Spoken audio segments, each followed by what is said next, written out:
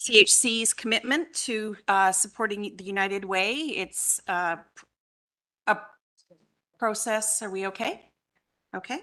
It's a dedication that is very important for the board and for the organization, and we're very proud of our commitment to the United Way. Fundraising has not slowed down. In fact, you could say that TCHC's fundraising has climbed even higher since October. In November, a number of TCHC employees took on the CN Tower climbing all 1,776 steps of the CN Tower to support United Way's fight against local poverty. And I'm just wondering if any staff members here actually did the climb. Okay, really? Somebody put up their hand? I see one. Oh, way to go. Danielle, you're up. Great, thank you. Congratulations. I don't think that would be easy. Staff also participated in the City of Toronto's United Way Civic Gala a couple of weeks ago, which was hosted at the Toronto Zoo this year. I'm sure it was a wonderful event. Okay. On behalf of the board, I want to thank the employees of TCHC for their support of the United Way. Many TCHC communities certainly benefit from the work that the United Way funds, and we are very proud of all your efforts and your commitment. So thank you very much. A number of our board directors attended the ONFA conference. It's the Ontario Nonprofit Housing Association in October, and Mary, Marcel, Vanita, Brian, Uba, and I were in attendance, and we were really pleased to see TCHC represented very strongly on stage. Sean was featured in a fascinating podcast conversation on how we can build social and economic sustainability in community housing. Certainly a difficult topic. We also had staff from strategic planning, development, legal services, and operations deliver presentations on different areas of work that go on here every single day. The team even hosted a tour of the recently opened Don Somerville, an amazing project for other housing staff. So this was my first time at ONFA, and I have to say I learned a lot, and I was really pleased with the opportunity to engage with other board members and other community housing representatives. And for me, a huge highlight was it was the first time I actually met Marcel after 6 years in person. So that was a big deal for me. So thank you. I'm also very pleased to share that during our in-camera session, the board unanimously ratified TCHC's collective agreement with QP Local 79. This 4-year agreement is a strong reflection of our shared commitment to supporting the vital and meaningful work that QP 79 employees carry out every day for TCHC and our tenant communities. It also speaks to the dedication, collaboration, and perseverance demonstrated by the bargaining teams, whose hard work over the past several months made this successful outcome possible. On behalf of the board, I would like to extend our sincere appreciation and congratulations to TCHC's collective bargaining team and to our valued labor partners at QP Local 79. The agreement represents an important milestone, and we are grateful to everyone involved for helping us move forward together. So congratulations. I know it was a lot of hard work. I have one other final announcement today, which is a bittersweet one. This summer, Dara announced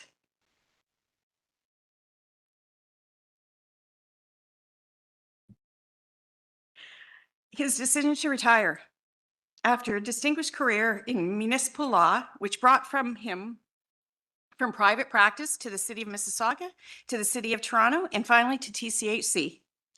Since 2019, TCHC has been the beneficiary of his experience, tact, and thoughtfulness. And I will say his amazing drafting on the fly for the board. Today's meeting will be his final board meeting as General Counsel and Corporate Secretary from the seat where he has kept us on track and on side for many meetings over the years. In these meetings, Dara is known for his quiet composure, his judicious use of language. I can confess to that. These characteristics disguise other valuable qualities. Most importantly, being an exceptional, compassionate, and warm defender of both this organization and its tenants. I have also seen Dara flip countless burgers while attending the United Way barbecue and has served countless staff who are celebrating at that amazing event. Dara has given countless strategic insights to board directors and executives and helped his colleagues to unpack and resolve many complex issues. Thanks to his mastery of governance and his legal expertise, as well as his strategic use of a raised eyebrow, which I have also experienced, Dara can lay claim to being a force for positive change here at TCHC. His leadership has helped to improve the tenant experience and uphold TCHC's reputation as a trustworthy and effective housing leader. On a personal note, I have found Dara to be a true gentleman, a very wise counsel. Dara is leaving TCHC in a better position than when he arrived. And to me, that's the measure of a good leader. So I would like to thank him on behalf of the board and extend our sincere gratitude to you for your years of service to the public and particularly to TCHC. We wish you well in your retirement. I hope you enjoy it. I hope you get to do all the things that you haven't been able to do while you've been serving TCHC. And I know you're going to make your wife very happy. And so we are pleased that we can support that. So Dara, thank you. We are going to miss you.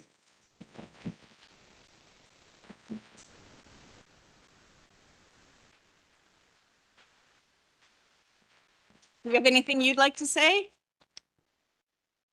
That wasn't part of the script, but We weren't supposed to see that. thanks very much. It's been a pleasure to be part of an organization that is so important in the city of Toronto. Thank you. Thank you. And just in case I don't get a chance at the end of the meeting, I'd also like to wish everyone a happy holidays. And I hope you enjoy your time with family, friend, and your loved ones. So thank you very much. So we will move on to the agenda. And I will ask if there are any additions or deletions to the agenda today. Okay, hearing none. Can I ask if there are any conflicts of interest as it relates to the items that are on the agenda today? Okay, hearing none. I will say that there are deputations on item 4, 7A, and 7B. And we have a presentation for number 6. 7A is also a presentation, but it's being held for deputation. Can I ask if there are any other items that board members would like held? 10A,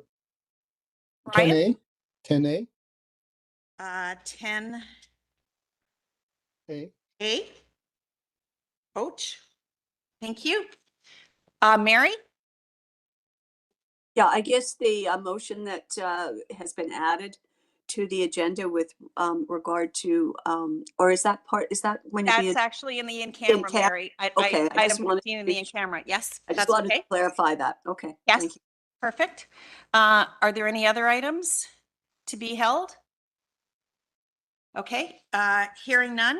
Can I have a motion to approve the agenda with the exclusion of items number 4, 6, 7A, B, and 10A? Naram, thank you. Seconder, Benita, thank you. All in favor? Motion is passed, and we will move on to item number 4, which is our minutes, and I will ask Victoria to come forward. Is Victoria here? Perfect. Thank you.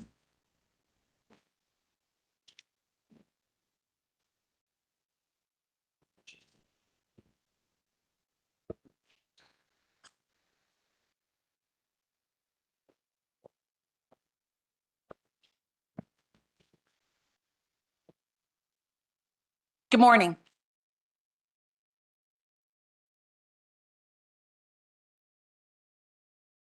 Community members, bear with me. My accessibility device just gave up, so I'm going with Plan B. Okay. Technology's great when it I works. know it's different on the desktop than laptops, so I'm going with my fire.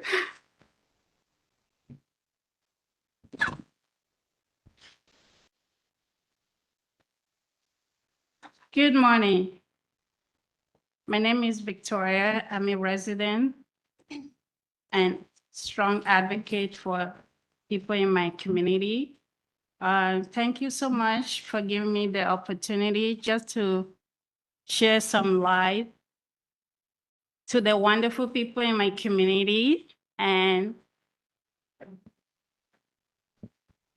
today I'm specifically speaking on the recent tour in my community in the summer, hearing the chair talk about the strength about my community is almost like parallel universe.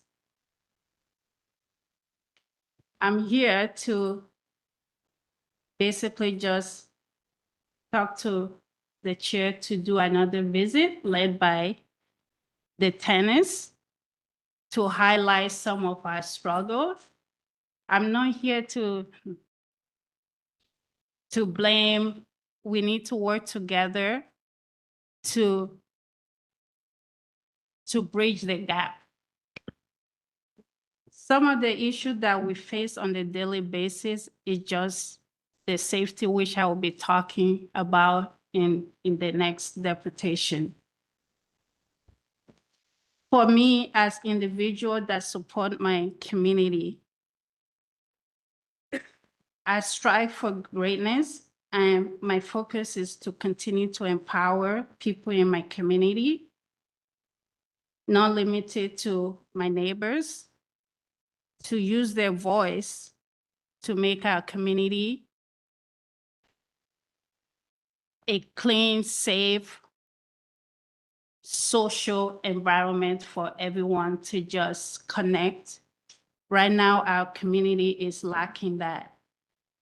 We're so isolated. My hope today is by inviting members to come, see things through our eyes without going into the nitty-gritty, because that's not what I'm about. I'm about support, work together, and just make our community livable, promote connection, and also like resident and the staff who come together and just make our community greater, because I'm a dreamer. Everybody call me a dreamer, because when I see our environment, our building is actually one of the most awesome building in the neighborhood. It's like when you look from outside, it's everybody think it's condo. Everybody is sharing our community space, the playground, the courtyard. And we say, oh, this is beautiful, this new building. I say, yeah, it's taken care of, and everybody, they use our courtyard to walk around and exercise. So seeing different community coming in and just enjoy our community is wonderful, but there's work that needs to be done to just encourage people in my community to come out of their home and enjoy the beautiful environment that we have. And also we need your support in just making that beautiful environment sociable. And we'll be coming back to on how to make that like accessible seating area. Like since COVID, more and more tenants are staying indoor. Children are staying indoor. My goal for my community is come out, talk to your neighbor. So that's one of my goals. And then I have a specific request for the board today. And that is with the weekend cleaning. For 5 years, resident Christmas is like dread. Nobody come out. We have our own little group that go around every weekend to try to make elevator common area, garbage chute. We clean it up just to make it more like a home for us. We need the board to intervene, bring the weekend cleaning back just for the elevator common area, and then we'll do the rest. It's exhausting when we take on that responsibility. As somebody from African culture and influenced by Japanese value, you see something, you do something. My community mean a lot to me.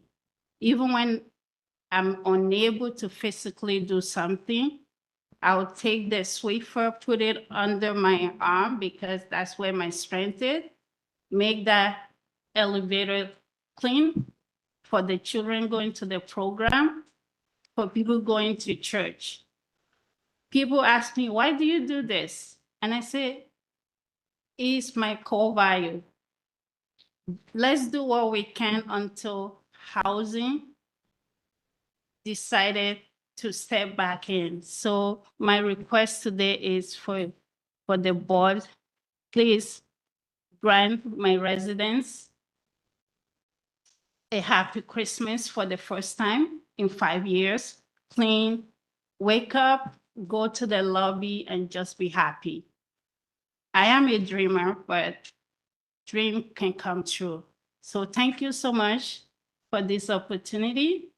And we look forward to seeing you guys on site to bring our building to the gold standard that it deserves. Thank you. Thank you. Brian? Can you hear me? Yes? No, I guess I just wanted to ask more from staff whether this building is possible for the iHelp. Was it on that? Obviously, there's a lot of challenges financially, but I just wanted to know whether it in any way could benefit from that. Through the chair, I will certainly take it back with my staff. The building in question isn't one of our higher needs buildings, but recognizing that there's still a gap in services, we can certainly work with Victoria and the tenants in the building to figure out what else we could do there. With respect to the weekend cleaning as well, we do have criteria by which we assign weekend cleaning. We have limited resources, but again, I will take that back with my team to see what we could do to bring some services to that building. Are there any other questions? Thank you. I would like to just say thank you very much. And I did enjoy the tour. I find them inspiring. And I did have the opportunity to meet a number of your fellow tenants. And I'll talk to Nadia about coming back. So thank you very much for the invitation. And thanks for coming today. Thank you. With that, if there are no other questions on the minutes, okay, hearing none, can I have a motion to approve the minutes from our meeting of October the 17th, 2025? Brian, thank you. Vanita, seconder. All in favor? Thank you very much. So we will move on to item number 6, which is a presentation. I'm going to turn this over to Sean and Lily. Thanks very much through the chair. Appreciate the opportunity to present our proposed budget for 2026. I just want to start before I begin with the details to shout out the tremendous effort and dedication it took in developing Toronto Community Housing's 2026 budget, and thank all the teams and individuals who are responsible for the long hours to bring this together for us today.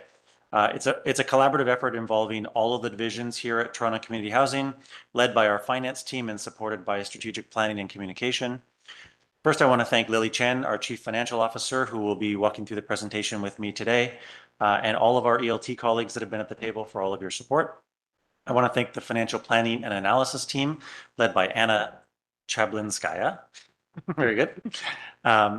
Jeffrey Imran, Iris Lau, Allison Yu, who worked tirelessly and navigated the process with professionalism to ensure that Toronto Community Housing can present balanced and fiscally responsible budget.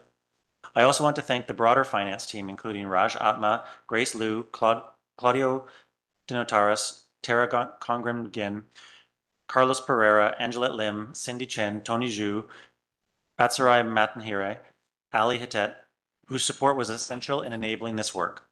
I'd like to also acknowledge the strategic planning and communication team, including Neil Carter, Min Ton, and Kate Sargent, who played a crucial role in supporting the development of the budget materials. We value the hard work that you've put into this process. And lastly, I'd like to acknowledge our external colleagues, both at the city, including the Housing Secretariat and Financial Planning, Althea Hutchinson, Anthony Ng, Mary Barcelos, Marco Petrovsky, Warren Daniels, and Sue Chen, and our partners at Toronto Seniors Housing Corporation in preparing this budget. Once again, thanks to everybody in the organization for your outstanding efforts in bringing this together for us. So let's pull up the presentation document and we'll walk that through.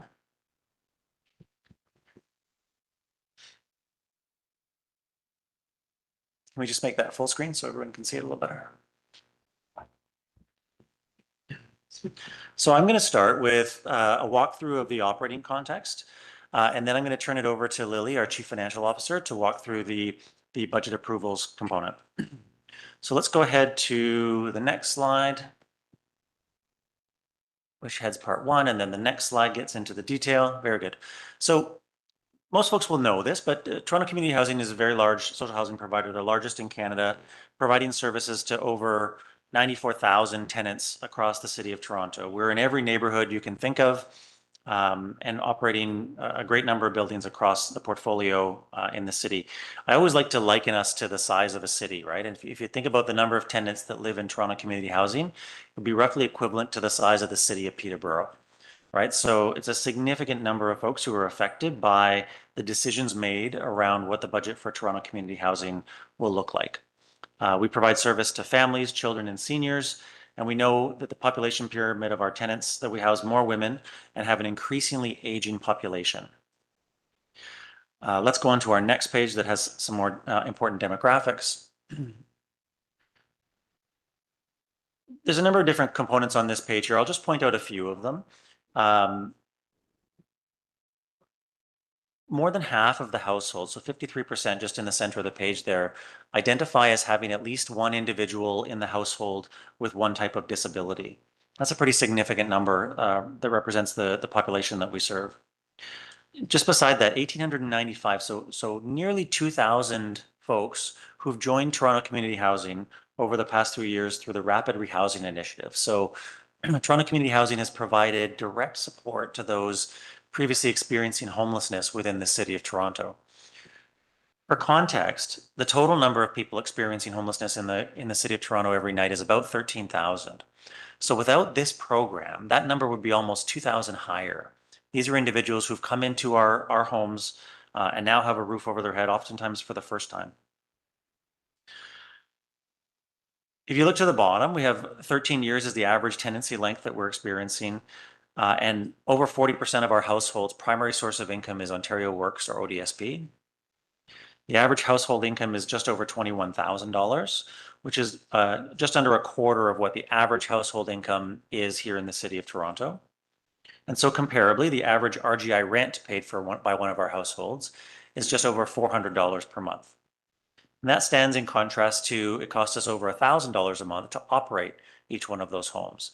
So often when we talk about budget, I try to reinforce that RGI rents alone will not provide us with the operating budget necessary to fully operate the services and work of Toronto Community Housing. We are constantly reliant upon the additional subsidy provided by the City of Toronto, and the fact that that needs to grow every year in order to continue to meet the needs of Toronto Community Housing.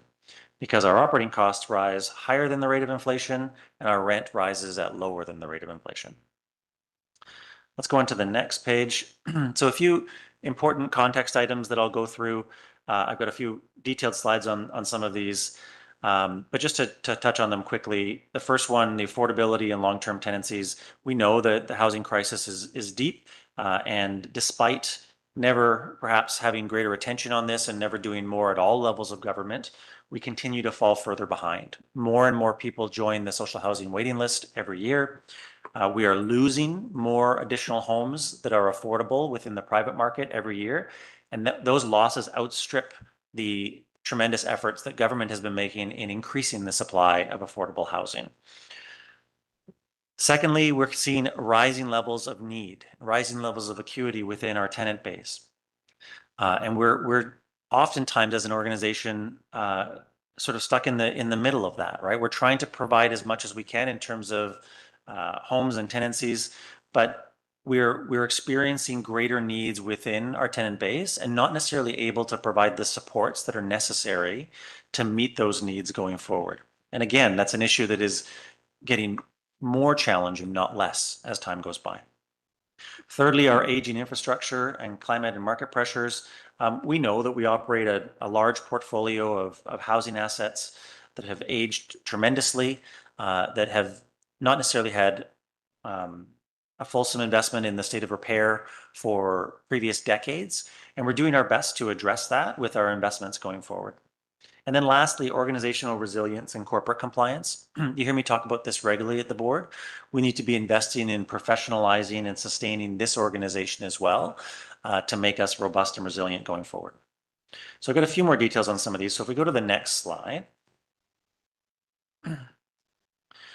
I talked a little bit about growing needs for support. So this slide provides a little bit more detail on that. If you look at the chart on the bottom left-hand side of the slide, we've identified 38 communities, 38 developments that have high levels of vulnerability within our tenant base. That's representative of about 22% of the total homes that we operate within Toronto Community Housing. And then just beside that, we have a further 24 communities where we've identified chronic levels of gun violence within those communities. And that represents about another 10% of the homes that we operate. So those two taken together, nearly a third of the homes that we operate are within communities that I would consider to be of great need. And from an economic perspective, it's not the primary focus, right? The primary focus is on how do we provide those best supports.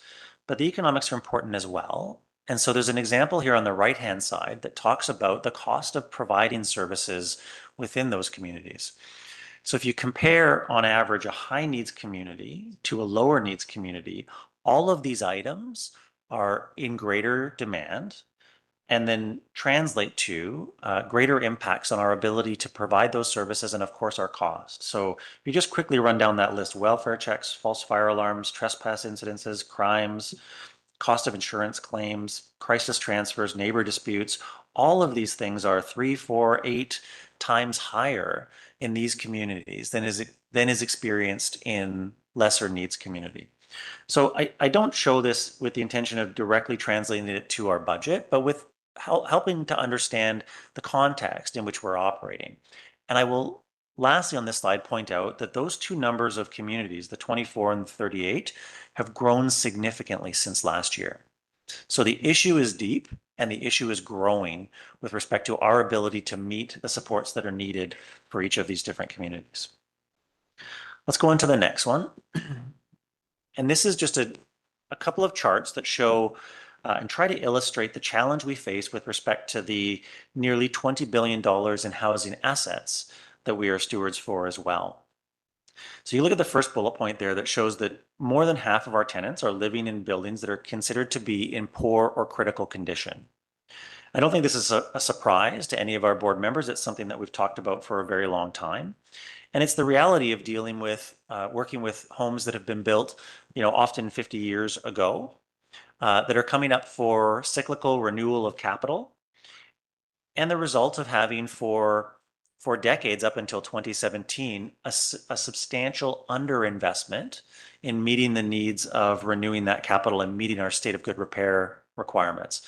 I'm happy to report that since 2017, in the advent of the combined funding from both the City of Toronto and the federal government, we have been able to exceed our state of good repair investment requirements. So we have been making small but steady improvements against the overall needs of our building portfolio. And the charts on the right just do a better job of breaking down what we face today. So I would point you to, for example, our high rises, which is the first item on both of those charts. Those represent the largest proportion of all of our tenants and all of our homes within our system. And despite significant efforts in the retrofit and renewal of our high rises, you can see if you look to the right of that first chart, 2 of those high rise developments are still in critical condition, and 79 of those developments are still in poor condition. So this drives our work with respect to how do we prioritize and invest the $380 million that we invest every year in capital renewal. And we're very thankful to the additional investments that the city chose to make with us last year, significantly raising that capital investment from what was previously $350 million to now $380 million this year. Let's move on to the next page. I also talked about this organization and building professionalism and creating a robust organization. I like to remind everybody that works in this corporation that we are a very large corporation, stewards of a significant amount of assets and supports for nearly 100,000 tenants living across the city of Toronto. So it's really incumbent that we make sure that this organization operates effectively as well. And you can see the items we've identified there. Financial stability and sustainability continues to be a great risk for this organization, but also continues to be an area of great investment in bringing up our skills and capabilities. Additionally, cybersecurity, we're going to talk about that a little bit more today, and then corporate compliance, ensuring that we are meeting all of our compliance requirements from a regulatory perspective moving forward as well. Let's move on. The next slide highlights a number of different significant accomplishments throughout 2025. It's impossible to name all of them, but I'll just highlight a few. On the left-hand side, launching our Youth Tenant Advisory Committee, which now works alongside our existing Tenant Advisory Committee that brings together folks from all across the city to provide input on the work of Toronto Community Housing at a policy level, at an investment level, and we're really thankful to everybody that serves on both our Tenant Advisory Committee and our new Youth Tenant Advisory Committee. Secondly, our Programs and Partnerships team conducts dozens and dozens of pieces of work within Toronto community housing communities every year, just highlighting the work around Midnight Basketball here, which is a program that brings at-risk youth together from all kinds of communities across the city, folks that come from neighborhoods that wouldn't necessarily cross paths or wouldn't necessarily do so in a positive way historically, are now brought together to share in skill building and friendly competition in our basketball environment. Third, a significant rehabilitation that was done for capital repair at our 50 Torbolton location. These are townhouses that were shuttered for more than 10 years, not available to the community housing program because of water infiltration that had happened in this community. Significant investment was made to retrofit these buildings and able to open them for dozens more families to come in off the wait list. And then lastly, our significant opening. We've got 2 buildings that we've opened this year, a third one coming in January. Don Somerville, there was 2 buildings on this site near Queen and Coxwell of about 120 units for a very long time. Those buildings have come down and been replaced with over 700 new homes, and a combination of Toronto Community Housing RGI homes, affordable rentals, market rentals, and private market condominiums, as well as a small co-op that's located in one of those buildings. So a real blueprint for how to do mixed income community development and make it work really well. So these are just a few of the highlights. I could go on for a long time about the tremendous work that's been happening over the last year. The next page gets into the housing market and delivering on housing for the city of Toronto. The conditions continue to be challenging. Our board will know that we've been reliant upon proceeds from the housing market to fuel much of our capital revitalization within our neighborhoods. Those have dried up. And so we're continuing to move those programs forward, but searching for additional new capital funding to support those programs going forward. We have been a signatory to the New Toronto Builds program and bought into all of the work that the City of Toronto is trying to do around leading the public developer model. We, along with Create.to, have been identified as an organization that can deliver new residential housing. We've been entrusted with building, zoning and development and building on not just TCHC owned land, but also city owned land going forward. So it's a significant step forward for us. And then last, Build Canada Homes. There's a big commitment coming out of the federal government for $13 billion of investment in new homes. We're really pleased that they've identified non-market housing as the primary area that they're going to be investing in. And we're working hand in hand with the City of Toronto to make a substantial submission that highlights opportunities for big investment in Toronto community housing neighborhoods going forward. Onto the next page, there's just a summary here of risks and mitigation strategies. I'm not going to cover all of these, but I will say, especially the first three, right? Financial stability and sustainability is a constant issue and risk for us. As I said at the outset, we do not collect enough revenue to manage our own operations. We are totally dependent upon continuing subsidy from other levels of government in order to be successful. So that's an ongoing risk that we face. Capital funding for sustainment. I illustrated that before 2017, this was a manifest challenge for us. We did not have enough to fully renew our housing assets. We do today, but that funding itself is at risk. And we are already starting the process of renegotiating sources of that funding for capital renewal going forward as well, but there are no guarantees. And then third, our ability to meet a reasonable standard of service. The board hears regularly from tenants, as well as from our own management about the challenges we face in meeting an appropriate standard of service within our buildings day in and day out. That can be as simple as maintenance and cleaning within a building, but it can also be as complex as providing access to primary care and healthcare supports and finding partners to work with to make sure that supports are provided for our communities and our tenants. The last three are a little different. So cybersecurity and integrity of our critical systems is something we talk about regularly at the board, but it's a challenge to keep up and an ongoing risk that we have to address. Community safety and security, you're going to hear about significantly today, right after our discussion on budget. We are launching our new community safety strategy, so happy to talk in a lot more detail about that one. And then I've already talked about compliance as being an ongoing challenge that we face as well. The next page just lays out our strategic plan, which our board is intimately familiar with, and just wanted to illustrate that this budget is aligned with the goals of the strategic plan, especially the first three, right? Supports for tenants, taking care of our buildings, and then sustaining and enhancing the overall housing portfolio. All three of those things play very heavily into the work of this budget and the work of Toronto Community Housing going forward. That concludes my opening context discussion. I'm going to turn things over to Lily to go into the second phase where we talk more details about the numbers in the budget. So go ahead, Lily. Thank you, Sean. So the next few sections basically to provide the board and the public with our budget approval, including both operating and capital. In terms of the budget planning framework, TCHC has been following very closely with the city budget directive issued by the budget committee and also city CFO's office, aligned with the city planning process, assumptions and also approach. Recognizing the fiscal challenges and the long-term financial sustainability faced by the city, in terms of the operating budget submission, the city has requested us to focus on services to achieve and maintain council-approved service levels, particularly in frontline services, maintain financial sustainability as Sean alluded earlier, and also try to find efficiencies and savings.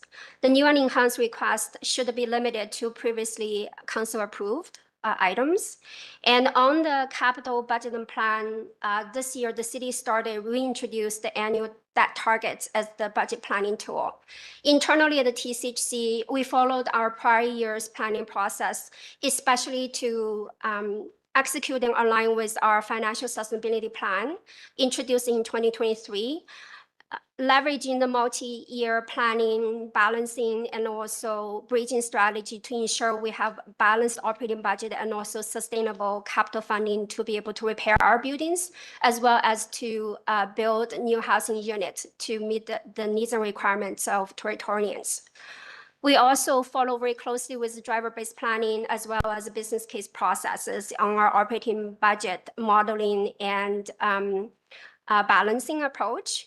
On the capital front, we focus on the priorities of our physical repair for our existing building stock, and also work really closely with the city under Toronto Builds framework to plan for the new replacement units and also new affordable housing, trying to get to the shovel in the ground. We also focus on the carbon budget to align with the city's climate resiliency target and energy efficiency. Next slide is about the budget highlights, essentially the budget at a glance. For 2026, our budget request is at $1.9 billion compared to the $1.22 billion approved in 2025. Overall, it's around $32 million change and 2.6% decrease. That spans through all the budget spectrums, including our balanced operating budget and also capital budget. In 2026, we include about an increase of 41 capital delivery positions and also 3 self-funded positions, with 70% allocated to frontline services, which you will see details in the subsequent presentation. Next slide is to demonstrate the 2026 operating budget pressures and offset. Our base pressure increase is roughly $45 million, representing 6.75% year-over-year, primarily driven by 26% increase in the salary and benefits, including collective bargaining settlement, utilities, and our system hardware, software, and licenses. I'm very pleased to report that TCHC is also able to find base offset and also efficiencies. The city this year has requested the city EBCs to provide operating efficiency on a permanent basis. We are able to find $4 million and also $3 million additional line-by-line review efficiencies and report back to the city to be able to offset our base pressure.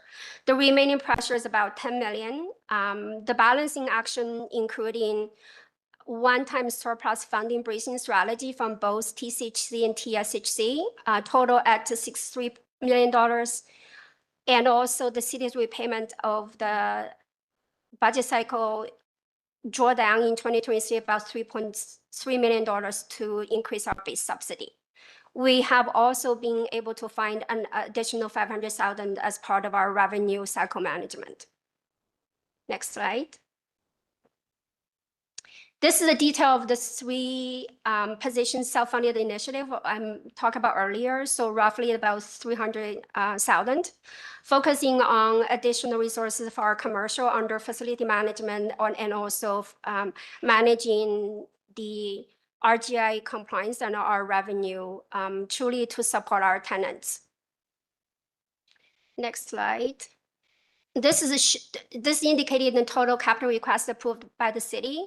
So the city last year has given TCHC $300 million over 10 years from the new deal. That's already injected into our capital plan. This is the net new money. Over 10 years is $117 million. In 2026 alone is about $34 million.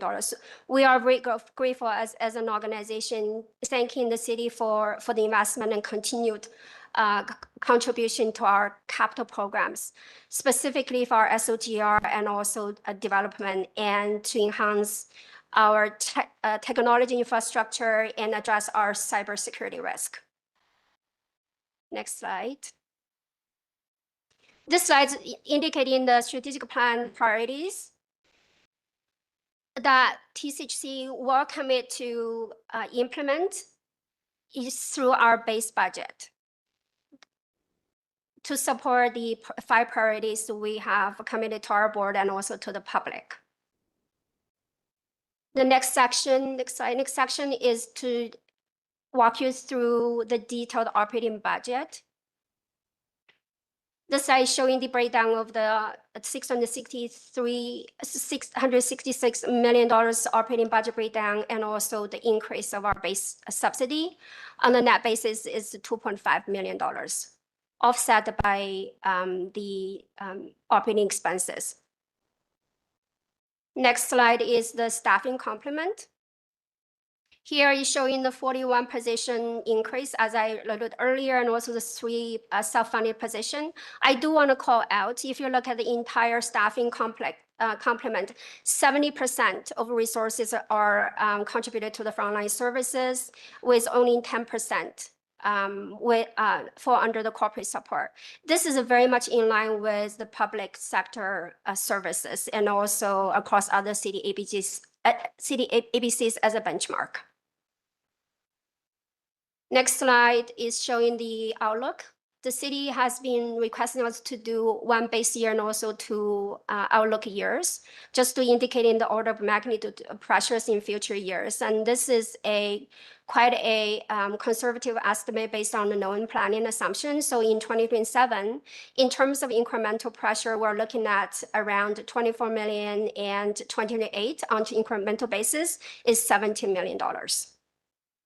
Next slide, we're going to get into the some details on the 2026 to 2035 capital budgets and also the 10-year plan. On the 10-year basis, the city's net investment is $170 million and $33 million increase in investment. I do want to call out, as an organization, TCHC still has $11.5 billion over 10 years, the total unmet needs, primarily driven by our carbon requirements and also development budget. TCHC is the second biggest emitter in the city, so across our buildings, and we have engaged external energy consultant to do some projections, assessment, and cost estimates. So that's the $4.4 billion under the carbon line. And on the development front, we have both in-flight and not in-flight project, as well as the city assigned capital projects. It's roughly about $1.9 billion over 10 years. Next slide is the details of the SOGR 10-year capital plan. So the city has committed $160 million as our base capital grant for the out year, which is 2035. And we're also showing you the breakdown of the $57 million net new request. $52 million under the infrastructure of safety and some of the old building unit reclamation. So to align to our first deputant concern about safety and wellness and security across the buildings, the organization are very committed in improving our security posture, and this capital investment, thanks to the city, will be able to upgrade and also replace some of our CCTV cameras and access control systems in some of our high risk and high needs communities. Next slide is the SOGR funding and backlog.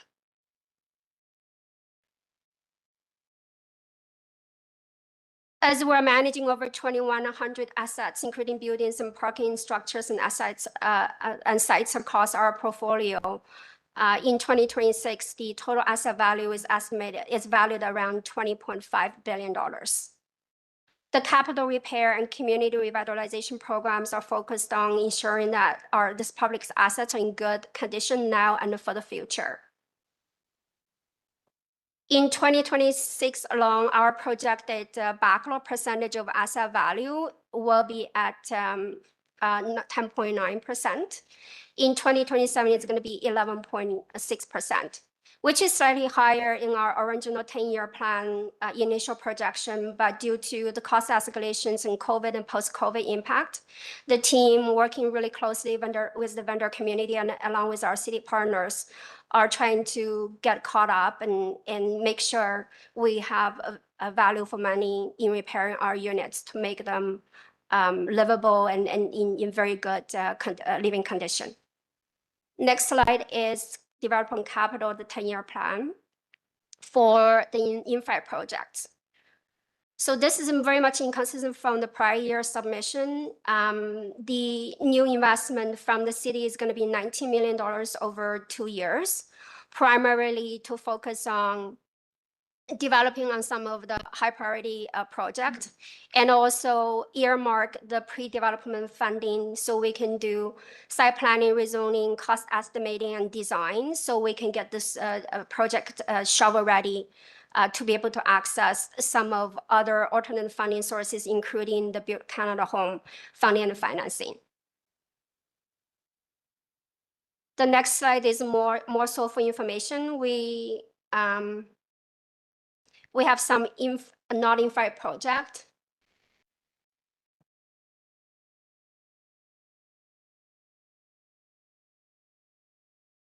This is on the 10-year IT corporate capital.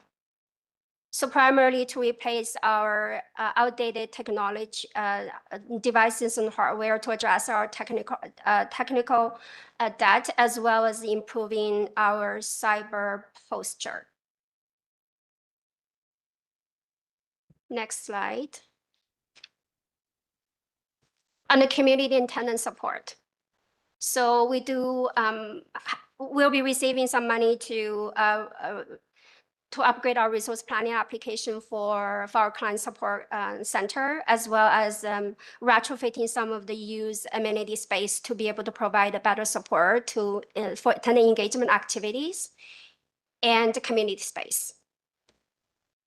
Next slide is about carbons. We talk about two deep retrofit project in Sparrowway and Scarlet Wood sites. Those are going to be the pilot project of our energy deep retrofit as part of the $4 billion external energy consultant work. We will be reporting the outcome and also the project impact back to the committee and the public in the next budget cycle. The next slide is our capital constraints on unmet needs. As I alluded earlier, it's totaling around $11.5 billion. We'll be working with the city and also other orders of government to secure possible and potential funding sources in a subsequent budget cycle to be able to address those unmet needs. So with that, concludes the official presentation of our 2026 budget approval, and I'm happy to take any questions. Are there any questions for Lily or Sean?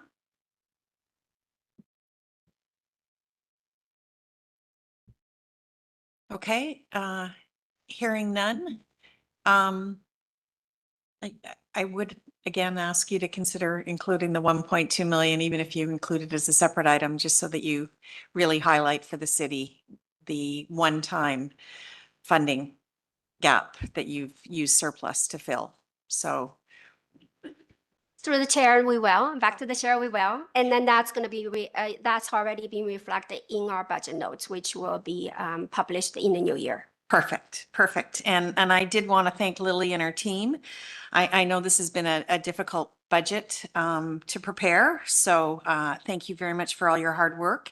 And I certainly appreciate all the time that you've taken with the board to take us through the drafts of the budget through our workshops and BIFAC meetings. And I think it's really important that the board understands the challenges that you face as far as sustainability and that we understand the impact that it has as we're trying to serve our tenants. So I really appreciate your time in doing that. So thank you very much. And I wish you all the best at the city. So can I ask for a motion to approve our 2026 operating and capital budget? Parthy and Vanita seconder, all in favor? Thanks, Lily, and good luck. We will move on to item number 7A, and we have three deputants on this. Our first is Miguel. Oh, I can see Miguel.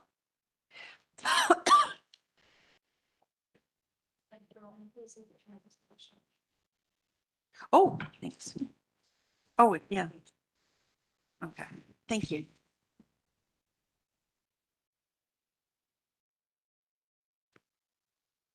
Hello, good morning, everybody. Thank you for allowing me to speak today. I just want to say goodbye to Derek for years of services for the corporation. It feels good to be here in the old building. It feels like home for me because I've been coming to this place for 15 years. So, to the point, to the item on we are talking today. The Toronto Community Housing Safety and Wellbeing Strategy for 2026 to 2030. To start, I want to say I feel the empathy for the workers of Local 79 who were complaining, or they had rightfully to complain about violence in the workplace. Also, other employees, members of Local 416, CSU, Local OPSU. A lot of people are facing a lot of difficulties. And today, this report called for the integration of services to touch, to reconnect with other areas of the community safety unit does not have good interaction, such as the hub office, the community safety advisors, management. So there is a big disconnection. So hopefully this strategy will help to bring them together in order that this ambitious 36 plan innovation is successful. I wanna congratulate for including on this plan tenants involvement, tenants participation. In one of your actions, let me see which. Oh yeah. In one of the slides, recommendation plan number 24. It says implement a tenant-led conflict resolution program. It's going to be a pilot program, but this is a step in the right direction to reduce the violence in the communities so that tenants can speak to other tenant when there is misunderstandings, miscommunication, because, you know, most of the times it's important to hear the two sides of the coin. So having conflict resolution, it will go in a long way to ensure that there's peace among tenants. I am also interested to find out if are you recommending the integration of services with the city? In particular, the city, I want to make a recommendation about the 311 service when it comes to noises and report of noises during the night. I know it's a very complex issue, but you know, today is a day to ensure that we have a better community safety unit to deliver the services that we tenants expect. To continue calling, in my experience, 200 times the CSU to report complex noises has only resulted in the losing of my hearing in both ears. My physical and mental health has deteriorated. So today it's time to say enough is enough. When it comes to difficult and complex noises investigations, I think it's 311 should be the agency that should be contacted by the hub office, because my understanding is the CSU makes reports available to the hub office management, but it seems that they sit on someone's desk and no action is taken. When it comes to contact the 311, currently it's up to the resident to call 311. Why is not the obligation and the responsibility of management to call 311 and says, you know what, we don't have the equipment. We don't have proper equipment to collect noises during the night when people are complaining about. So this is the best way to ensure that 311 takes over. I spoke at the Toronto Police Services Board in November, and one of the questions Councilor Carroll asked to members of the Community Safety Unit, why are we treating our residents differently? Why can't we just say it?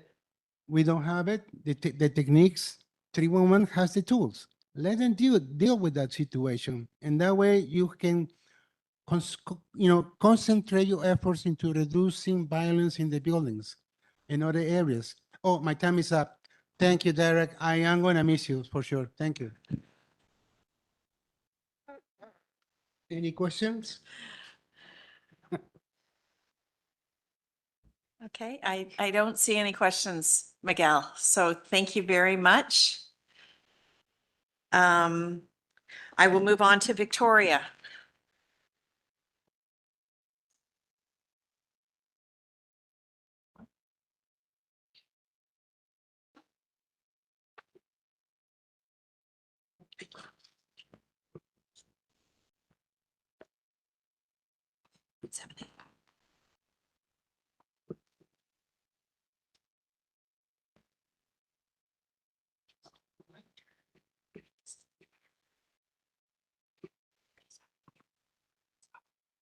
Good morning. Thank you again. I just want to be honest with you guys, straight up. I had 10% vision. Everything I prepare, even when I enlarge, I cannot see the screen. I can't see. So I'm just gonna do everything from memory. I apologize. No need to apologize.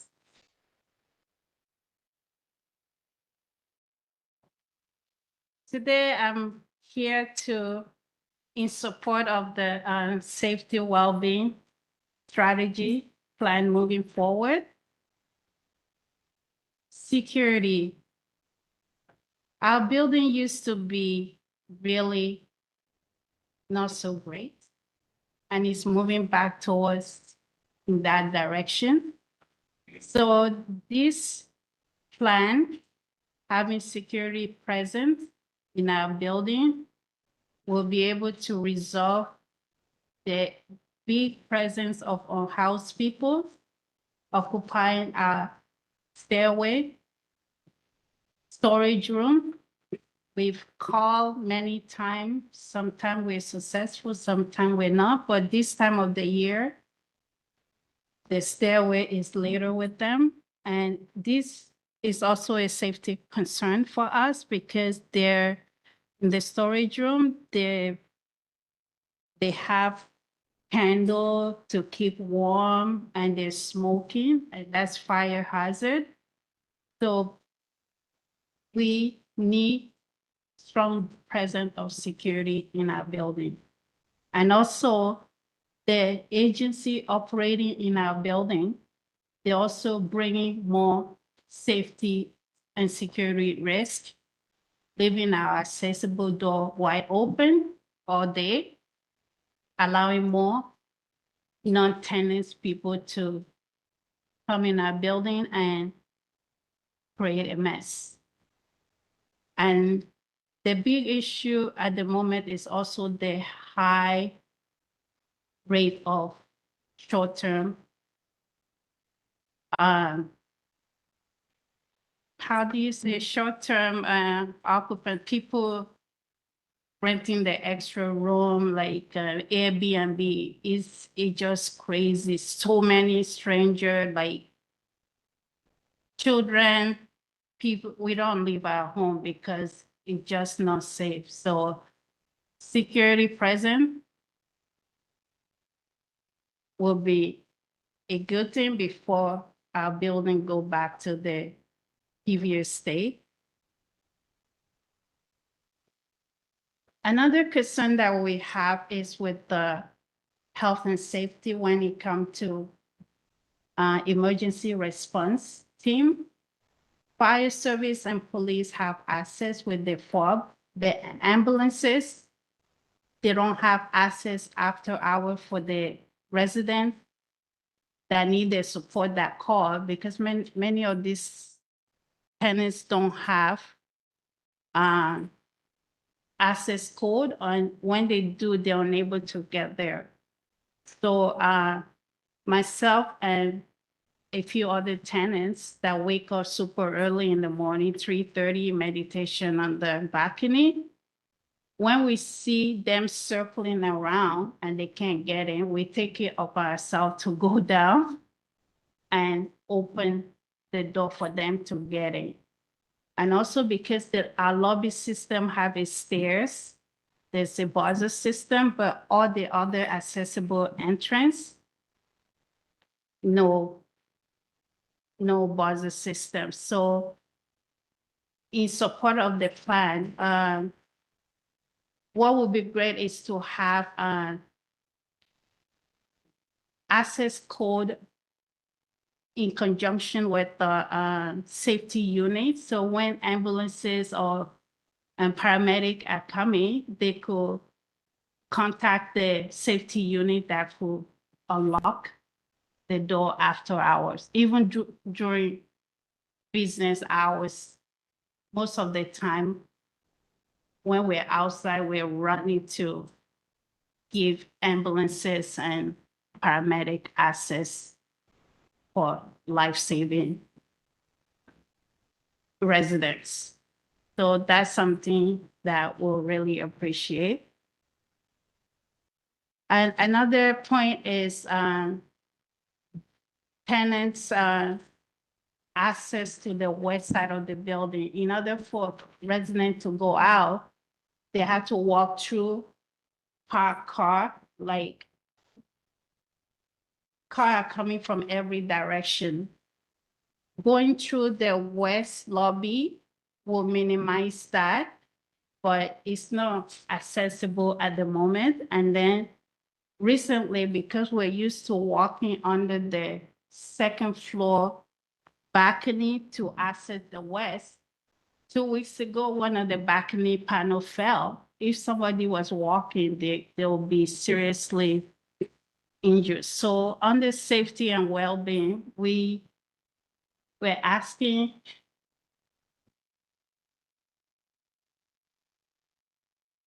you guys to step in and help develop a safer plan for the tenant to move freely without getting hit. Lastly, winter maintenance.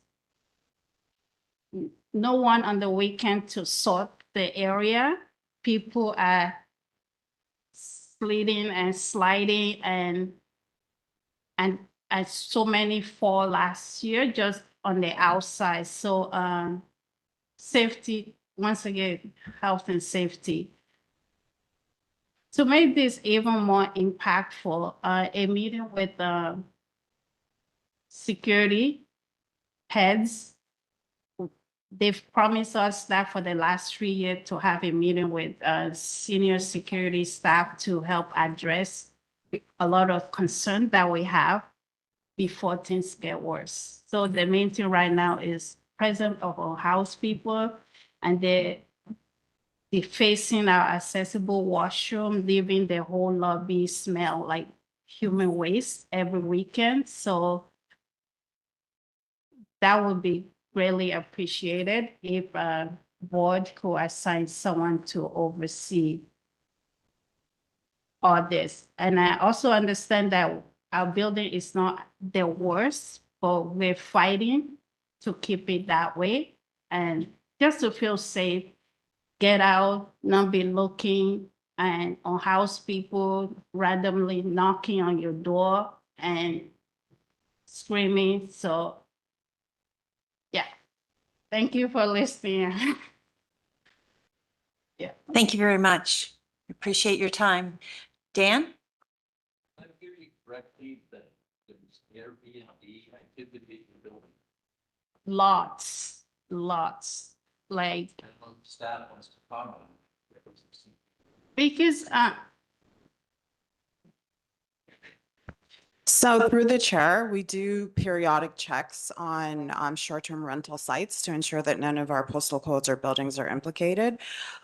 We have had incidents in the past where tenants have been using those sites, and that is not allowable. And we do follow up with tenancy management services.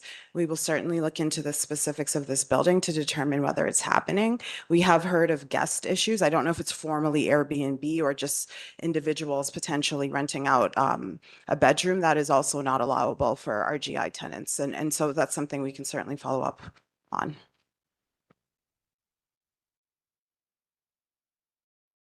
Mary? Yeah, just a question about the weekend. It seems to be coming up here. Is there, and I think you may have answered a bit before, but, and I know it's a matter of money and priorities, but what is the situation with regard to staff available on the weekend to do necessary cleaning? And as was just mentioned, when there's a snowstorm or ice or whatever, to make sure that the outside is salted, which, you know, that a snowstorm or whatever can happen on the weekend just as easily as during the week. And that puts us at some risk in terms of slip and falls and other things. So, yeah. So through the chair, as I mentioned earlier, we do have weekend cleaning available, but it's limited based on criteria to our highest needs communities and buildings. We do provide that support through overtime and bringing in staff. And so it's something that we rotate and we revisit depending on the needs of the buildings. So as I mentioned, I'm certainly happy to look into it with respect to this building and whether there's additional resources we could add if possible. With respect to winter maintenance and winter storms, we do call in staff on the weekends if there is a winter storm, or we call in vendors. And so if there are issues specific to the building, again, I will follow up with local staff, but we do respond to winter incidents, whether it's on the weekend or not. And we make sure that buildings and pathways are made clear. Are there other questions? Okay, hearing none, I'd like to say thank you very much for your time. Can I quickly add that just for our own health and safety, it would be nice to have like staff or management just going around maybe for an hour on the weekend, so we feel like we're not all by ourselves. It's like we just feel like from Friday 3 p.m. till Monday, we no one there to support us. It's like it's scary. Thank you. Thank you. Before we get into the presentation, I just wanted to welcome Vidal Chavanez, our Senior Director, Community Safety, to the board. This is your first board meeting, and welcome to TCHC. I hope you're enjoying it, and we're thrilled that you're here. So I'll turn this over to Sean, I think, first. Thanks very much. So, through the chair, I'll just start very briefly and then turn things over to the team. Really proud to bring forward this significant community safety strategy and the tremendous work that's been done in this space. I absolutely want to acknowledge too that this has been a long time coming. The board has talked about this for quite a while now. There was a request made from our board of directors to the city to conduct a review of our community safety unit. That work has been done and is attached to the report that you see here today at the board. And alongside that now, we have brought forward a pretty monumental new community safety strategy that is intended to be comprehensive and is intended to be rooted in community engagement and development. As our board chair said, this is Vidal Chavanez, our senior director's first meeting with the new board. He joins us with really, I'd say, dual skills in education and policing, and a pretty unique background and ability to do that, and a deep commitment, I think, to community engagement and community development. So we're really looking forward to the work that Vidal's going to do with our team going forward. And like I said, proud of the work that the team has done.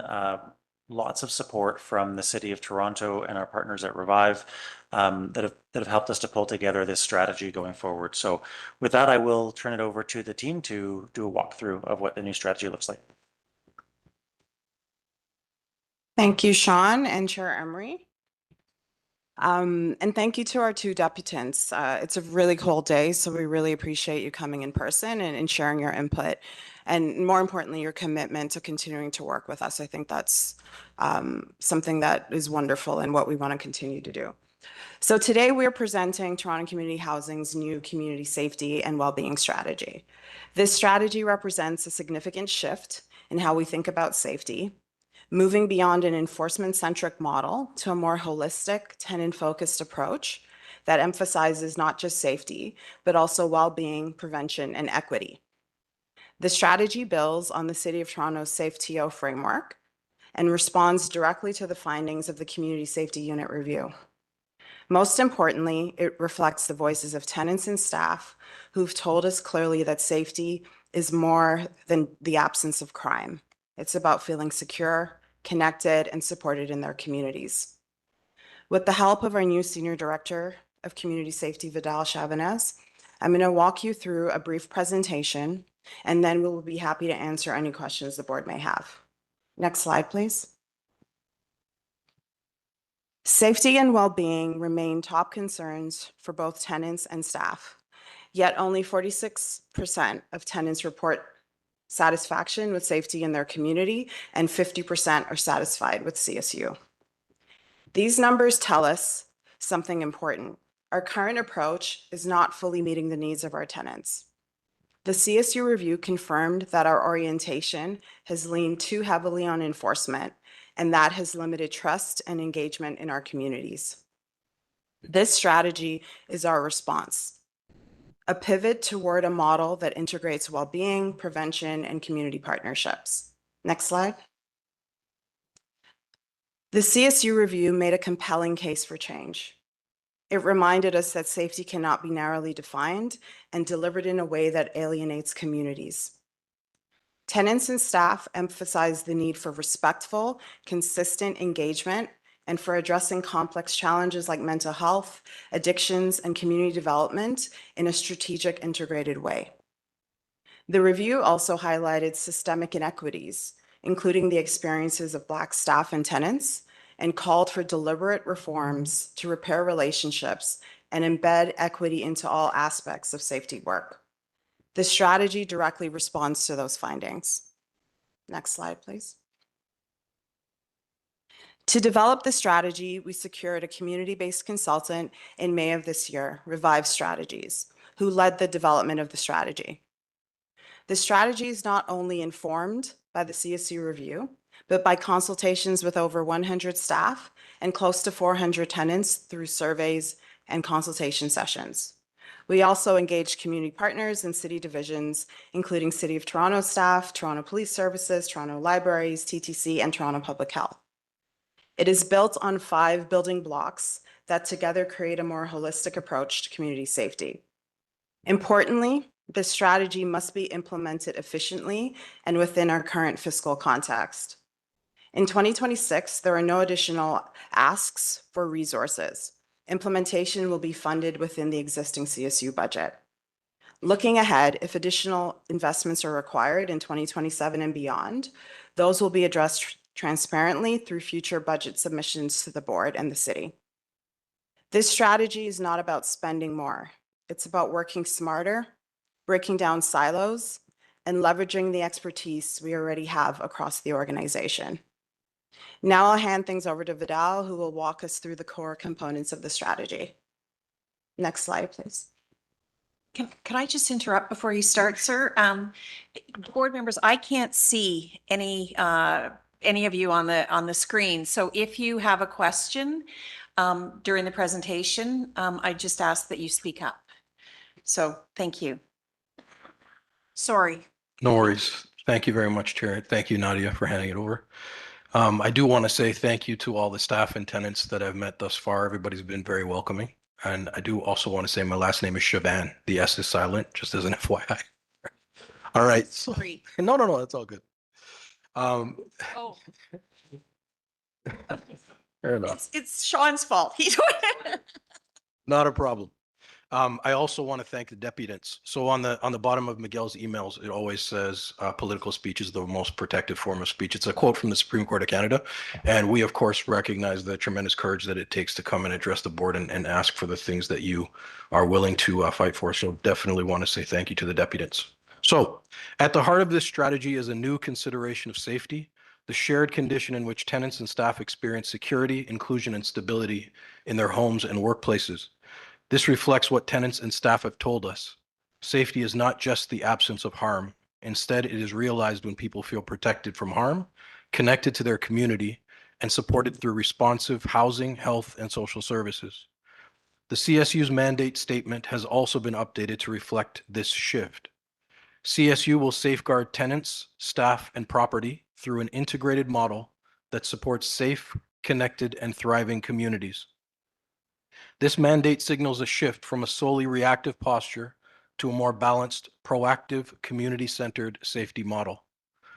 To bring this definition and mandate to life, we have the new community safety and well-being strategy built on 36 key actions across 5 strategic building blocks. Next slide, please. Oh, that's the slide. Perfect. All right. So the first building block is integrating services. This is the operational backbone of the strategy.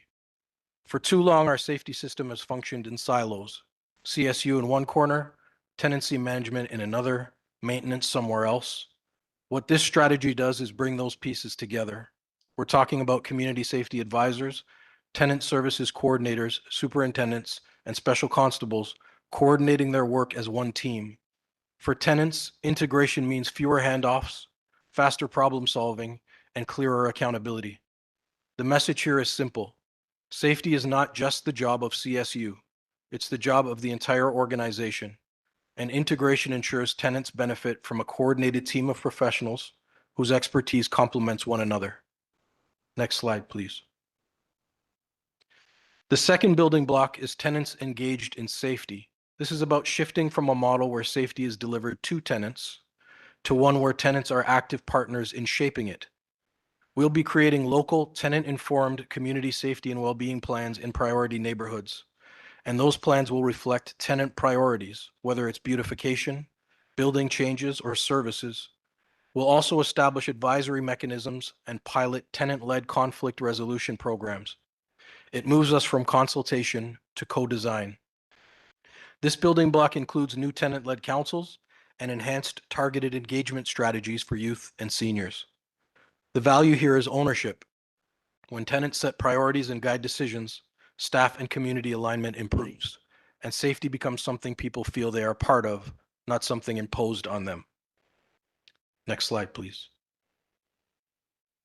The third building block is equity in safety, and it should be clear this is not a parallel initiative or a supporting action. It is a commitment. It is the standard we must hold ourselves to if we expect tenants and staff to trust our system. The CSU review and the Black Employee Life Cycle Review made it clear. Systemic barriers exist and they must be addressed. That means diversifying the CSU workforce so it is better reflective of the communities we serve, reforming recruitment and promotion practices, and implementing trauma-informed training that emphasizes truth and reconciliation and cultural safety for Indigenous tenants. This will involve new initiatives like developing an anti-Black racism roadmap, reintroducing the Diversity Initiative Action Group within CSU, as well as some enhancements to existing work, like increasing the time constables spend in communities to build relationship rather than respond to calls for service. Equity is a non-negotiable building block of safety. Without it, we cannot build credibility or trust with tenants and staff alike. Next slide, please. The fourth building block is partnerships and diversion. This is about recognizing that enforcement alone cannot solve complex safety challenges. We will expand partnerships with city departments, Toronto Police Services, healthcare providers, and community organizations. We'll divert non-urgent calls away from enforcement and toward professionals who are better equipped to respond, whether that's a mental health worker, a harm reduction specialist, or a social service provider. This building block includes a review of the alternative response unit, as well as expanding access to wellness services, and will also include strengthening existing internal and external partnerships. The impact is twofold. CSU can concentrate on its core responsibilities, incident response and community engagement, while tenants get the right kind of support for their specific needs. Next slide, please. The fifth building block is building culture and operational effectiveness. This is about looking inward to ensure the internal structures, leadership, and systems are in place to sustain the strategy. We'll rebrand CSU to reflect its community engagement role and establish service level protocols with regional operations. We'll also invest in leadership development and create staff safety committees and a staff safety roadmap to ensure frontline staff are centered in our responses. This building block includes several enhanced actions, like reforming people and culture practices, but also critical new actions, such as developing a CSU transformation strategy. The bigger story here is culture change. We are restoring balance between enforcement and engagement activities. That requires new skills, new systems, and a commitment to equity at every level of the organization. Culture is how we ensure our safety strategy connects with TCHC's mission to provide clean, safe, well-maintained, affordable homes for residents. Next slide, please. Implementing this transition will take time. Our first year will be spent establishing the structures in the implementation plan, things like setting up the Community Safety and Wellbeing Office, launching advisory groups for tenants and staff, and beginning integrated team meetings. In 2027, we move into full implementation. That means developing tenant-informed safety and well-being plans across our communities, investing in early training for staff, piloting new approaches like in-house security at select sites, and launching tenant-led resolution programs. By 2028, our focus shifts to building a skilled, prevention-focused CSU. Recruitment and leadership development will be key, along with truth and reconciliation training and expanding proactive programs. In 2029, we'll integrate technology and systems, rolling out modern dispatch tools and a data platform to track safety and well-being concerns in real time. Finally, in 2030, we'll evaluate the full impact of the strategy, refine what we've learned, and set the direction for the next 5 years. This roadmap ensures we're not rushing change, but building it step by step, with accountability and measurable progress along the way. Next slide, please. Pending your approval today, we will begin implementation in 2026. We will maintain ongoing consultation with staff, tenants, and the board, and will report back with updates to ensure transparency and accountability. This strategy is ready to move forward, and with your approval, we can begin building a safer, more connected, and more resilient communities across Toronto community housing. Thank you very much, and we look forward to your thoughts and questions. Thank you. Can I ask if there are any questions for Vidal? Okay, I have a couple of questions. Oh, Vanita does? Okay, sorry, I didn't see your hand, Vanita. No problem. Did you want to ask yours first? I'm happy to You wait. go ahead. You go Okay. ahead. First and foremost, I wanted to say great job on the presentation and the materials put together. You can very obviously tell that there's been a considerable amount of thought to go into all the pieces of information we've received. And I know the focus and intent of the CSO is tenant facing, but given the conversations we've had recently around health and safety, I'm just curious if any thought in terms of, there's a reference to the people and culture integration. So how strongly our existing health and safety practice will be as an organization integrating with some of the efforts and benefits that CSO will be standing up over the next 5 years. And, areas like, for example, a gray area to me is contractor safety. When we subcontract through FM for anyone working in our buildings, how do we deal with better integration and harmonization? And could this CSO office be a contributing factor to how we manage our third-party contractor safety obligations as well? So through the chair, I'm happy to start, and Vidal, if you have anything else to add, please do. So part of the strategy is updating the CSU mandate, so it's very clear. The updated mandate is the CSU will safeguard tenants, staff, and property through an integrated model that supports safe, connected, and thriving TCHC communities. I do want to call out that we are prioritizing staff safety as well as tenant safety. We are starting to have conversations, not just around contractors or vendors, but also community partners that exist in our spaces that also require safety services. And so part of the conversation will be how do we integrate providing safety services to individuals that are not staff or tenants. And I know that Vidal has already started to think about those things, but certainly the commitment is for us to be able to create a healthy, safe environment for everybody that's working and living in our communities. So Vidal, I don't know if you have anything else to add. Well, that was kind of a full answer. I don't know if I have anything to add to that. Are there any other questions? Thank you. Okay. I did have a couple.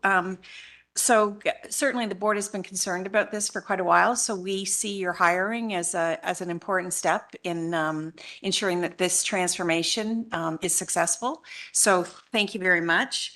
I did find the review that was done to be very comprehensive, but one of the important issues that it raised was racism within CSU. And I would like to hear your thoughts on the comments that were included in the report. For sure. So before I get to the second part of your question, the CSU has been on a bit of a journey, right? So we're looking at 25, 26 years. Some significant work has been done since the beginning. And I don't want it to seem like I'm coming in to save the day. There's been a tremendous amount of work that's been done by the previous leadership. And I'm just carrying on that tradition to move it towards a more balanced enforcement and engagement kind of work. But to answer your second question, certainly some of the things that came through in the Black Employee Lifecycle Review, as well as in the CSU review from staff, as well as from tenants, it's definitely alarming for sure. Individuals that came forward, we want to thank them, of course, for their bravery in sharing some of those sentiments. And I know I can speak on behalf of the entire leadership team that racism is not something that is tolerated at TCHC. And where we find evidence of that, we will ensure that it is dealt with. And certainly in the CSU, that will be our approach. And I do think, when you think about systems and institutions, there are things, processes that are business processes that people are involved in, really good, well-meaning, not racist individuals that might be doing business processes that lead to disparate outcomes for individuals based on their identity. We want to identify what those processes are and ensure that we're addressing them. Perfect. That's important. I actually had a question about Plan B, because funding, obviously we've heard that it's not a guaranteed thing, and you've got plans for the next 5 years. And I wondered if you did have a Plan B, because I think the progress over the next several years is really important, and I'd hate to see it stop. So have you thought about that? We are going, year to year and putting our hand out. So through the chair, absolutely, we've thought about funding, certainly with respect to the 2026 budget. As Vidal is starting his work with his leadership team, we're going to be looking at whether there's opportunities for efficiencies or programs that have been in place within the CSU budget that may not need to exist future state. So all of those are conversations that are happening with Vidal and Al Britton and the team to figure out whether there's resources that could be reallocated to provide support to the strategy. I think that's number one. We're also looking at consolidating any potential areas of work or teams that are connected to the strategy to see if we can have a more cohesive implementation plan. And we do think there's opportunities to collaborate and build on what we already have in place. And finally, we're certainly interested in, and we've started already working with Lily's team to look at other funding sources outside of the city. Certainly, like with Anna's experience working with Toronto Police Services and other places, there's other avenues to get funding for safety services. And so that's something we've already started to explore. And so our hope is that we will be able to have a budget that's supported beyond the city, but we will certainly keep the board abreast of any updates. I really appreciate that, because you'd hate to see the progress stalled. My last question is KPIs, and I think they're really important. And I did notice in the report, which I did find very comprehensive, that there's a lot of numbers. And numbers are important. I'm an accountant, but I think you have to look at what the numbers mean. And I'd also like to ensure that you're considering the effectiveness. So it's not just the number of people that participate in something, but how successful they are, or did they get the results that they wanted. So I would ask that you look at the KPIs and make sure that you're just not counting. And that you're actually looking to see how beneficial programs or initiatives are. So if you could just review those, I would appreciate it. For sure. Yes, sorry. I don't know if you want a response. For sure. So I think, absolutely. Sometimes people confuse data with only numbers. Yes. People's perspectives are also data. So of course, effectiveness will be something that we'll consider. And then I think, we have a ton of data in this organization and we're growing in our analytical maturity. So at the CSU, I can speak specifically, we have a lot of descriptive data. So we can tell you what happened for sure. We tell you what happened last week. We tell you what happened last month. Where we're starting to improve is around the diagnostic analytics. So why some of those things are happening. Yeah. And as we start to move up that chain, hopefully we can scratch that itch in terms of key performance indicators. Okay, because I do think you have to look into the numbers to see what they actually mean. And I know we talk about the tenant surveys, but just because this is something that we're just starting, I'd like to think that doing a survey 2 years out, maybe it's too late. And I'd like to think that you can engage with, the tenant advisory group or the youth advisory group or other tenant organizations to get, real-time data so that you're not waiting for 2 years to do a survey and then analyze the survey. I would really appreciate that. So through the chair, on that note, one of the recommendations is to actually develop a tenant mechanism to provide input throughout. So we don't necessarily have to just work with the tenant advisory committee or the youth tenant advisory committee. We're looking at whether we will have a centralized tenant safety advisory committee or it'll be decentralized, but that's something that's going to be part of the implementation strategy. So absolutely. Perfect. Thank you very much. And I will turn it over to Brian. So you may have mentioned it or I may have missed it, but I just wondered, you talked about bringing together, operations and other aspects and coordinated, but I just wondered whether that included the Center for Advancement. So through the chair, we have worked closely with the center and Chesley and his team. They've certainly supported the engagement we've done with the Black officers, and they will be involved in supporting the development of the anti-Black racism roadmap, as well as helping us to refine some of our HR practices in the unit. So we will continue to work with the center to make sure that we're advancing that work. They also have a strategy that's coming forward, and I think it aligns really well with where we're going. So we work very closely and we will continue to do so. Thank you. Parthy?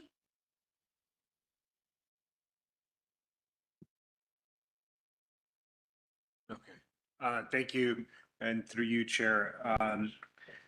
A couple of questions, I think broadly, for better understanding.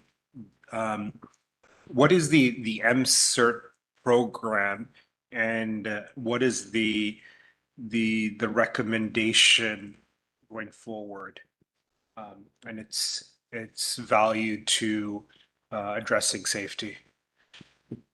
So through the chair, it was one of the recommendations that came from CSU staff to explore the model where an integrated team, including a medical professional as well as a law enforcement support, respond to calls. It is my understanding that Toronto Police Services may be moving away from that model, but the conversation with the team and with the staff was around whether TCHC could adapt the best practices of that model to look at responding to calls through the CSU dispatch. So the recommendation is to explore whether there is an adaptable model within a TCHC context that we could put in place. Yeah, I'll just add, one of the challenges with those models in public safety has been that at the point of crisis, it's almost too late at the call response moment. The goal is more upstream preventative work, and certainly that's caught up in this particular strategy. So if I understand, is this on? It's on, okay. So if I understand correctly, the MCERT model pairs a CSU officer with a Toronto police officer to attend to certain calls? So through the chair, the spirit of the recommendation is to look at having integrated service delivery teams within CSU, including somebody with a nursing background or medical health background that would respond with CSU to a call. So for example, does it make sense for us to have 5 workers within CSU with a medical background, mental health background that are responding alongside a dispatch officer? So it's not intended to work directly with Toronto Police Services. Obviously, when we need them for particular calls, we'll engage them. It's intended for us to respond to calls that we're currently doing on our own, but doing it in a more robust, holistic way. Okay, so just I'm trying to understand, are we so my understanding, which could be wrong, is that the model involves, and pardon my lack of technical, whether it's a CSU officer or field officer with, I think it's 2 and 2, is that program of 2 TPS and 2 TCH officers going out, is that continuing or being modified? So my understanding of the history of that is there were some proactive patrols that were done with the community response officers at Toronto Police. The program has been reduced over the last few years, largely because of the capacity issues at Toronto Police. But we certainly look for any opportunity to continue to work with community patrol officers. To my knowledge, there hasn't been a historical model that would solidify Toronto Police and CSU responding to the same incident at the same time. Okay, so the MCERT model does or doesn't involve TPS when there is, so the feedback I've gotten, and this could be, one-sided, is that from tenants and TPS, that they've been effective to address deep concerns of safety because the MCERT model allowed them to gain access to a unit that they couldn't gain access, but only through the CSU officer, they're able to get access and prevent something. And that seemed to be effective from the feedback I've gotten from tenants and, in my case, 41 Division. Yes, excuse me, through the chair, the model itself is really where the one that we're talking from the Toronto Police standpoint is a police officer paired with a health professional, mental health professional, and it's predominantly meant for calls for service under the Mental Health Act. So I think that's MCIT, right? Right. So in MCERT, Right. is there that partnership with CSU and TPS? My understanding is that's the recommendation is the model internally would be that. CSU has an MCERT program, which is a mobile community engagement and response team. Does that involve TPS? That does not involve TPS. That is where we're basically looking at a VRP program that's mobile. And so I think we're talking about a couple of different things here, acronyms.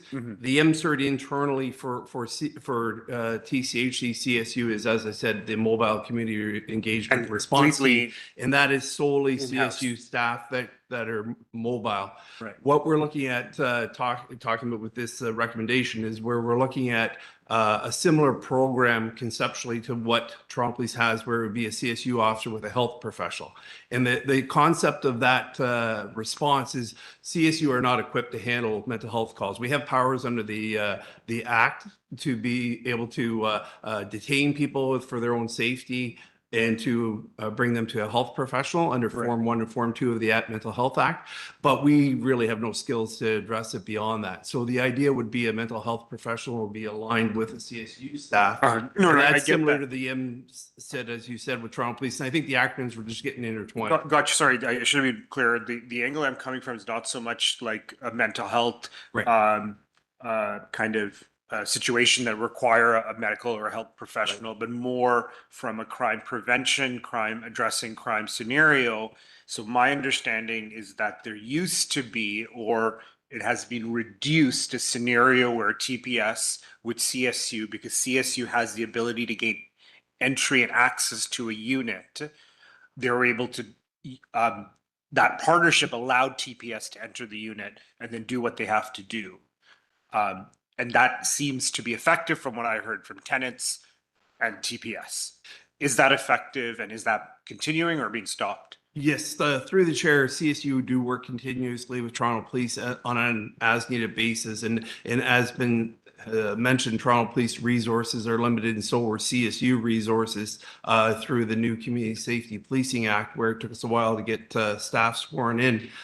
But it is a joint partnership that we work on in isolated areas. Like if Toronto Police, they have the Neighborhood Community Officer Program, and that is where officers are dedicated to bigger communities than solely TCHC, but some of our buildings are included in those areas. So those NCO program officers within their program will work with our staff and go to specific buildings. And as you said, CSU Special Constable wear the two hats. They have the safety and security hat, but they also are a part of the landlord being employed by TCHC. So there are times in situations where there's a need to access a building, say for a wellness check.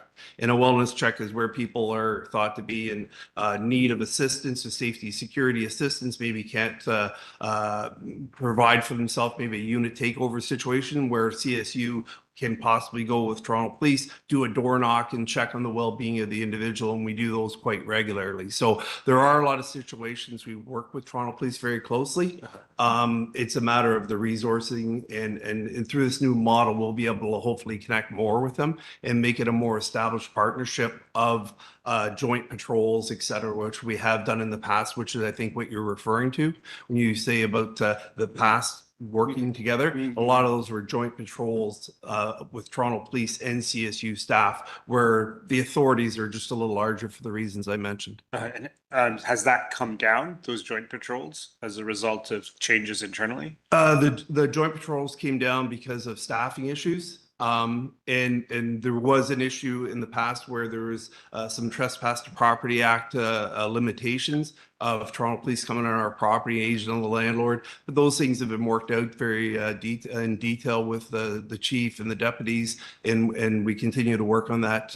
But at the end of the day, the frontline staff themselves are welcome on the property to work in a joint patrol as needed in the buildings, and it does provide enhanced service. And we've used that in particular, especially at the buildings in the East End on Lawrence buildings with Deputy Mayor McKelvey when she was here. It was one of the initiatives of joint patrols that we use very strategically in that area.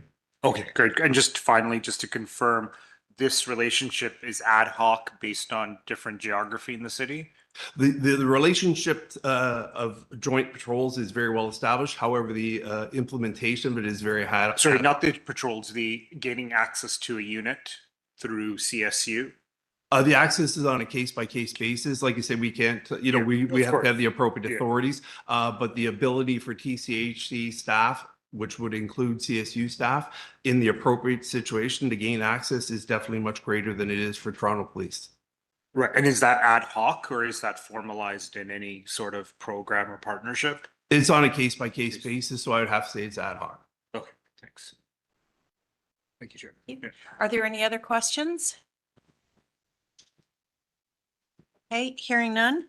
Al, I would like to thank you for your leadership and your reporting to the board in the past. We really appreciate it. Thanks, So Chair. thank you very much. Thank I would also like to ask for a motion to approve the transformation plan for CSU. Mary, Vanita, seconder, all in favor? And Vidal, we wish you lots of luck, and we look forward to hearing the progress being made. Thank you very much. So thank you. We will move on to item 7B, and we have a deputation, and I will ask Miguel. Oh, there he is behind the post. Forward.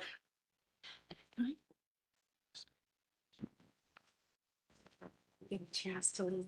Thank you, Chair, for the opportunity to speak on item 7B, the annual report to the Toronto Police Supplemental Report. Before I start, I want to mention one point that I forgot to add to the previous item, 7A, that in regards to the equity and in safety is I welcome the opportunity of TCHC to include indigenous communities, part of the Truth and Reconciliation Plan. That is very well welcome by me. All right, so crime statistics. I want to say that I am also a member of the Region Park Safety Network. We have monthly meetings with the Toronto Police. In this report, the crime statistics for several neighborhoods, not including 220 Oak, which is good.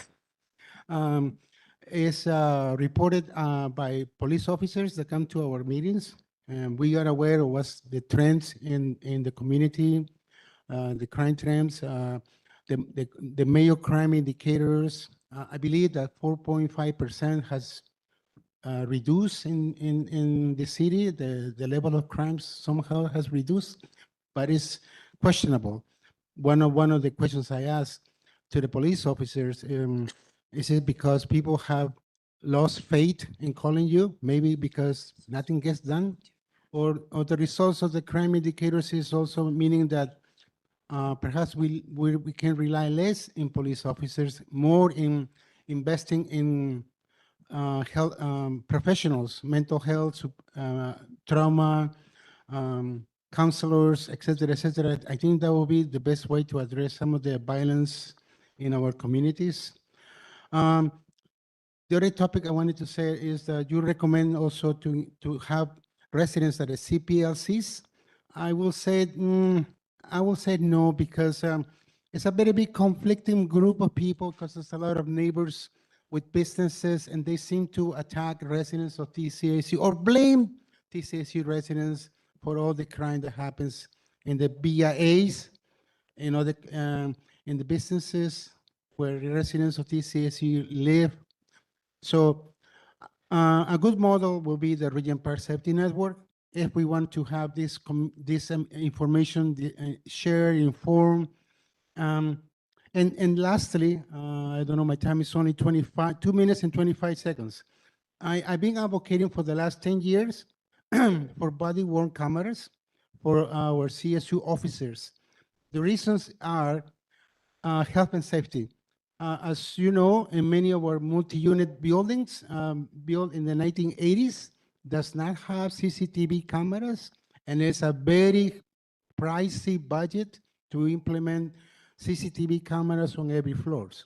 So I saw the presentation of Sean with regards to the some of the increases in our communities. For example, trespasses has gone 8 times higher. That's in the budget report from Sean. Crimes against persons 7 times higher, et cetera, et cetera. So this merit, in my view, the reason to equip the CSU officers with body-worn cameras to ensure A, their personal safety, and B, to have a clear understanding of what transpired on these incidents where there are no CCTV cameras present. As we know, there are only CCTV cameras on the lobbies and the parking lots, and sometimes in outsides, but not every floor has cameras. Thank you. Thank you very much. Can I ask if there are any questions as it relates to item 7B, annual report? Okay, hearing none, can I have a motion to receive? Aram, thank you. Dan, seconder? Thank you. All in favor? Thank you very much. We'll move on to item number 10A, which is OCHE. Smelly, if you want to come forward. And Brian, I think this was you that held this item. Yes, again, very briefly, I just wanted to ask whether OCHE should be involved in the planning for the work looking at the Ottawa, a very bad actual somewhere, but I got it here. The rent and lease services transformation, because it's looking at work with tenants and whether consultation with them as part of the process, because obviously we're all looking to improve relations with tenants and making sure that we can streamline the rent and lease services as best. So more time can go into working with tenants as opposed to processing paper. Oh, sorry. Through the chair. So just to understand your question, are you asking whether we've engaged with Ottawa or we're looking at their model that they currently have? I'm saying that whether OCHE would be a part of the discussion and process when you're looking at the model. Thank you. So through the chair, I think it's something we will be doing as we look at the pilot. It's still in the early stages of development, so we can definitely include that in our plan as we move forward and bring it forward for approval. Thank you. Are there any other questions for Melanie? Benita? Thank you, through the chair. Thanks, Melanie, for the fulsome report. In reading it, it really struck me that there were some recurrences that seem to be happening. And I'm just trying to understand, if you're having similar findings over multiple cycles, that usually indicates that we maybe have a systemic first line of defense maturity issue with some of our controls. So I'm just interested to understand about some of the root causes, and more importantly, between Nadia, your team, and OCHE, just do we have a change management plan to get to a path of sustained correction? And I know the report mentions training for the team, but change management's a journey. It's not just a destination, so it's going to take time. And it'd just be nice to have a little bit of context, because it shows that it's a repeated problem related to controls, and that's not uncommon for a corporation of this size. It's just we need to advance towards a solution. You want to go? Okay. Thank you. So through the chair, so I think I really appreciate that comment and I agree. I think we also recognize that, Nadia and myself, and through this work plan, that's why we've tried to really strategically put controls in. So really using OCHE to deal with the 10,000 and over cases. So that will allow TCHC frontline staff to start focusing on new arrears cases and us working to get the right controls in place and move forward. And also utilizing OCHE to kind of pilot new initiatives as a smaller sample size before we start rolling it out to the larger corporations, so we can course correct and see what works and what doesn't in a smaller setting. And through the chair, I would add, we've started to develop a plan to respond to our arrears issues, inclusive of the arrears collection process and compliance. But one of the things that I must acknowledge is our frontline staff, particularly our tenant service coordinators, are dealing with a lot of challenges in their local offices. You may have heard from some of their concerns recently. And we're also struggling with staff who've felt a bit disengaged due to the service office model and other things. And so I think next year there's going to be a commitment to really supporting and re-engaging that team. They're all working really, really hard. I think we need to do a better job of supporting them with the tools and resources that they need. And we'll continue to work with OCHE and others to figure out the best way to train and support that group, because they're critical to the operations of the company. Okay. I think Benita's satisfied with the answer. Thank you very much. Are there any other questions for Melanie? Okay, hearing none, can I have a motion to approve the work plan for 2026 for OCHE? Mary, thank you. Benita, seconder, thank you. All in favor? Thank you. And thank you, Melanie. And I think that is the last item on the public agenda.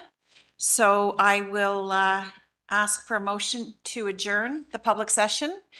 Brian, Vanita, seconder, thank you. All in favor? Thank you. And I do wish everyone a happy holidays. Enjoy.